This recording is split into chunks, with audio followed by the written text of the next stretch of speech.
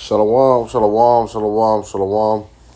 First and foremost, I want to give all praises and glory unto Yahweh, Ba'ashem, Yahushai, Ba'ashem, Rechakadash.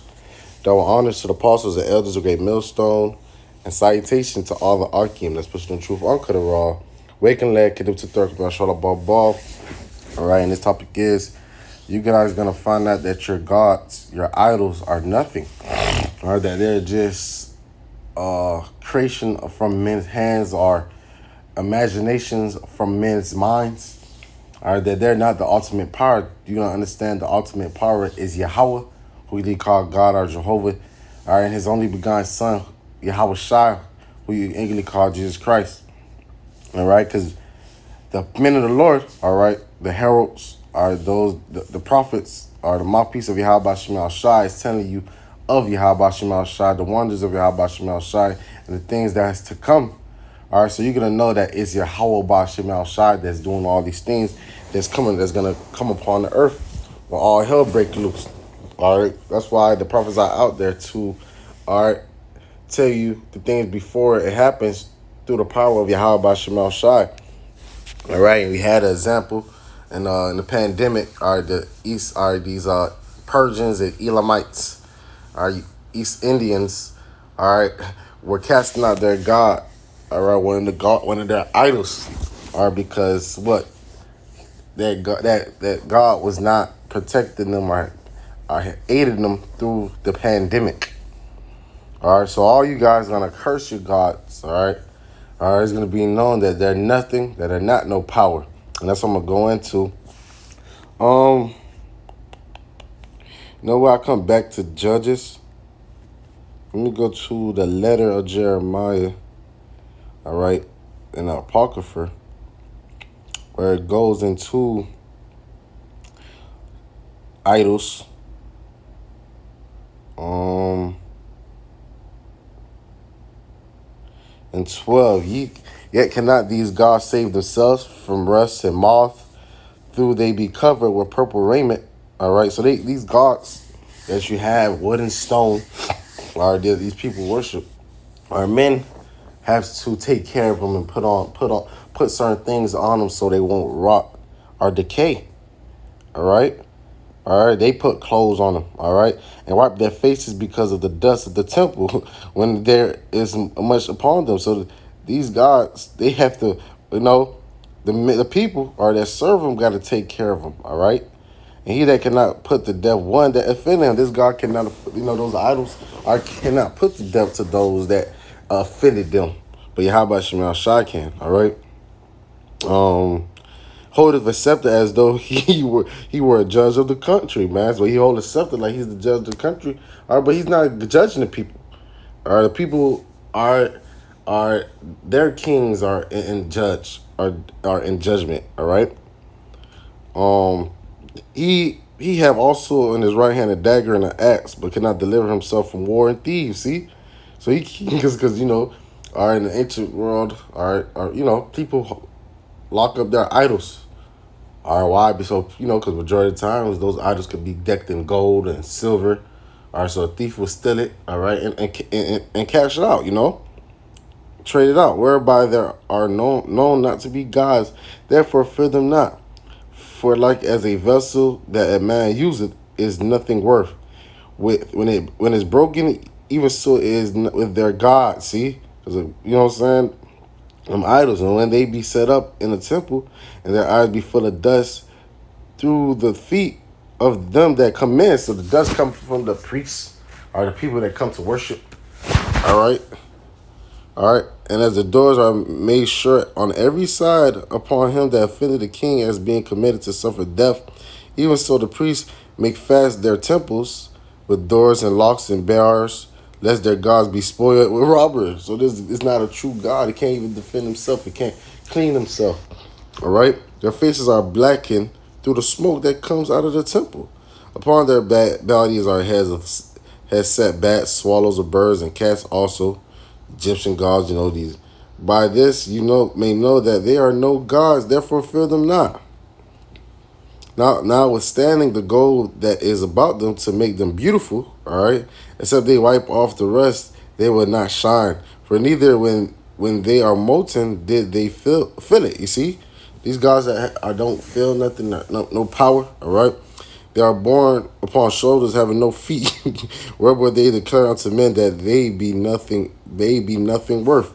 They also that serve them are ashamed, for if they fall to the ground at any time, they cannot rise up again themselves, neither one set them upright can they move themselves, neither if they bow down can they make themselves straight, but they set gifts before them as unto dead men, you see.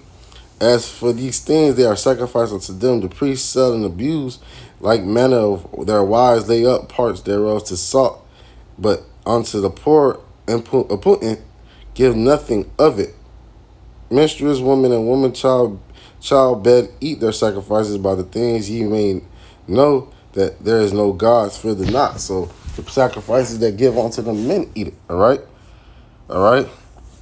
For how can they be called gods? Because women set meat before the gods in silver and gold and wood, and the priests sit in their temples having their clothes rent, and their hair and their heads and their beards shaven, and nothing upon their heads. They roar and cry before their gods, and men do at the feast when one is dead. The priestess also take off the garments of the clothes their wives and children.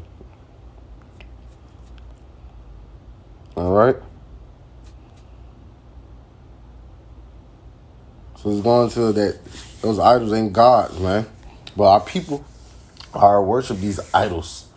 All right, especially northern tribe that join to idols. But you got Judah, Benjamin also do as well, man. Levi are their shrooms, or their small little temples or altars that they have set. All right, but in those days they're gonna find that they are not powers, that they're not gods, and they don't have might and capability to save them in the time of distress and anguish, in the time of when all hell is breaking loose.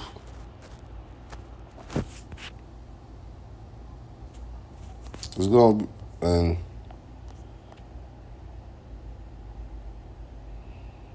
all right. So 1 Samuel 5:1, and the Philistines took the ark of the Most High and brought it to Ebenezer unto Ashdod. When the Philistines took the ark of the Most High, they brought it into the house of Dagon, the fish god, and set it by Dagon. And when they of Ashdod arose early on the morrow, behold, Dagon was fallen upon the face of the earth before the ark of the Lord, and they took Dagon and set it in place again, showing that idol bowed down to a true power, where the true, where the Ark of the Covenant is, where Yahweh Shema Shai presence dwell. All right. That's the true power, Yahweh Shema Shai. So the Ark of the Covenant is where the Lord would dwell. All right, amongst the people, the children of Israel. All right, and Ashdod, and when they of Ashdod arose early on the morrow, behold, Dagon fell upon his face to the earth before the ark of Yahweh. They took Dagon and set him in his place again. And when they arose early in the morning, behold, Dagon was fallen upon his face into the ground before the ark of the Lord, and the head of Dagon, both the palms of his hands, were cut off. Their threshold, only the stump of Dagon was left to him. Lord, so that there was no power in that God. Therefore, neither is priest of Dagon nor any that came unto Dagon house tread on the threshold of Dagon and Ashdod until this day. But the hand of the Lord was heavy upon them and Ashdod, and he destroyed them and smite them with emeroids, even Ashdod and the coast thereof. All right, because they stole the Ark of the Covenant. That's for the Israelites, and the Lord was bringing torment upon them and showing you that their God ain't nothing, man. And when the men of Ashdod saw it was so, they said that the ark of the God of Yasharallah shall not abide with us, for his hands are sore upon us and upon Dagon our God. So showing you that their God is nothing, man.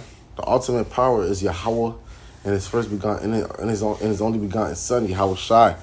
There's the ultimate. Those are the powers. All right. Our power is living. Their power is of the thought and imagery of a man. All right. Our power is Yahweh. He exists, That's why I am that I am. All right.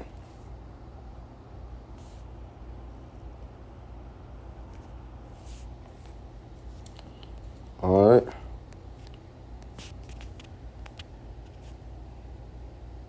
So if you go into the prophet of Baal,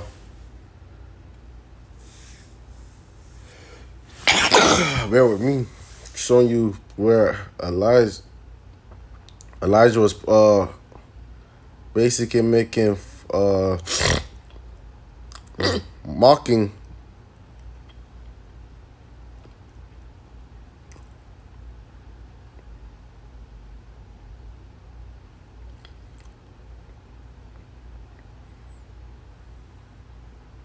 All right, going to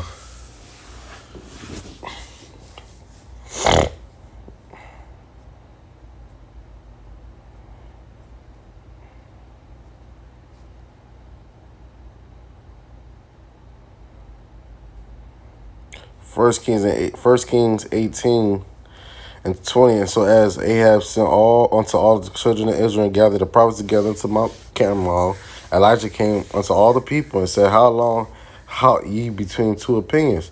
If the Lord be God, follow him. But if it be all, if by all, then follow him to see who's the true power.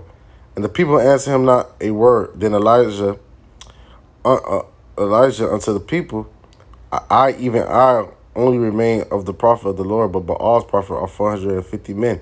Let them therefore give us 2 bullocks, and let them choose 1 bullock for themselves, and cut it in pieces, and lay it on the wood, and put no fire under. And I will dress the other bullock, and lay it on the wood, and put no fire under. And call ye on the name of your gods, and I will call on the name of the Lord. And the God have answered by the fire. And God that answered by the fire, let him be the power. And all the people answered and said, It is well spoken. So he said, All right, get this bullock, 1 for them, 1 for me. All right. And by whatever power, all right, answered by fire is the true power. And 25, Elijah said unto the prophets of Baal, Choose you 1 bullock for yourselves, and dress it first, for ye are many, and call on the many gods, call on the name of your gods. Salakia, yeah. And call up on the name of your gods, but put no fire under. And they took the bullock which was given them, and they dressed it, and they called on the name of Baal from morning even until noon, showing that it's not a true power. All right? O Baal, hear us. But there was no voice, nor any that answered. And they leaped upon the altar which was made, and it came to pass at noon, Elijah mocked them, and said, Cry aloud, for he is a God. Either he is talking, or is he pursuing, or he is on a journey, or pre-adventure, and sleepeth, and must be awakened. And our power, is the almighty power, man. Our power doesn't, is not as bad as go journey, or pre-adventure, or sleepeth, all right? They cried aloud and cut themselves after their manner with knives and lacers till the blood gushed out upon them. And it came to pass, when midday was past, they prophesied unto the time of the offering and the evening sacrifice, that there was neither voice nor any to answer, nor any that regard. All right, showing that power is nothing, man. And Elijah said unto all the people, Come near to me. And all the people came near unto him, and he repaired the altar of the Lord that was broken down. And Elijah took 12 stones, according to the number of the tribes of the sons of Jacob, children of Israel, unto whom the word of the Lord came, saying, Israel shall be thy name. And when the stones he built in the altar in the name of the Lord, he made a trench about the altar, and great as would it contain 2 measures of seed. And he put the wood in order, and cut the bullock in pieces, and laid him in the wood, and said, Fill 4 barrels with water, and pour it on the burnt sacrifice, and on the wood. And he said, Do it a second time. And they did a second time. And said, Do it a third time. And they did it the third time. And the water ran around about the altar, and he filled the trench also with water. And it came to pass at the time of the offering, even the sacrifice, Elijah, our prophet, came near and said, Lord, the power of Abraham, Isaac, and of Israel, Yahweh, Ba'ashem Yahushua, Yahweh, he exists. Ba'ashem, in the name of Yahushua, who really called Jesus Christ, he saves, he delivers. Thou art God of Israel. Known to this day thou art God of Israel, and that I'm thy servant, and that I have done all these things at thy word. Hear me, O Lord, hear me, that this people may know that thou art the Lord God, and that thou hast turned their heart back again. And then the fire of the Lord fell and consumed the burnt sacrifice, and wood and stones and dust, and licked up the water, and that was in the trench. And when all the people saw it, they fell on their faces, and they said, "The Lord, He is the power, and the Lord, He is the power," showing that He exists, man. That He's the ultimate power. So that's what's going to be known, that your people idols are nothing. All right, when it's time of all hell breaking, when there's no food and pestilence and war and insurrection. All right, maybe we'll go back. All right, and the Lord's gonna kill a lot of you in front of the mess of your idols. All right, where you got in Ezekiel, amongst your idols and altars. All right, you're gonna be trying to do sacrifices and praying to the Lord, and the Lord gonna kill you, showing you that those idols have no power or might.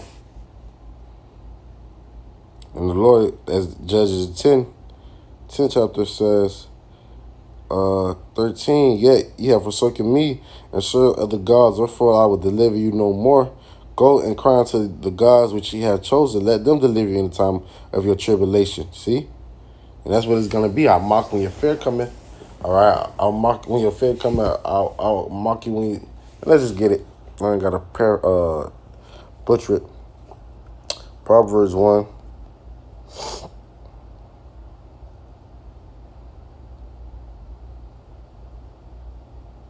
Let's start at 23. Turn ye at my reproof, behold, I'll pour out my spirit unto you. I will make known all my words unto you. So if you take heed unto the reproof, repent unto Yahweh Shema Shai, all right, he's going to make his word be known unto you, because I have called you refused. I have stretched out my hand and no man regarded the children of Israel, you so-called niggas, Latinos, and Americans. But ye have sat at none of my counsel and with none of my reproof. I also will laugh at your calamity when and mocketh when your fear cometh. When your fear cometh as a desolation and destructions, and your destruction come as a whirlwind, when distress and anguish come upon you. All right? So the Lord is gonna mock you, because you're going to be calling on your gods, and gods ain't going to be able to deliver you out of the situation. And some of you going to call upon the Lord. All right, where say, Lord, Lord, Lord.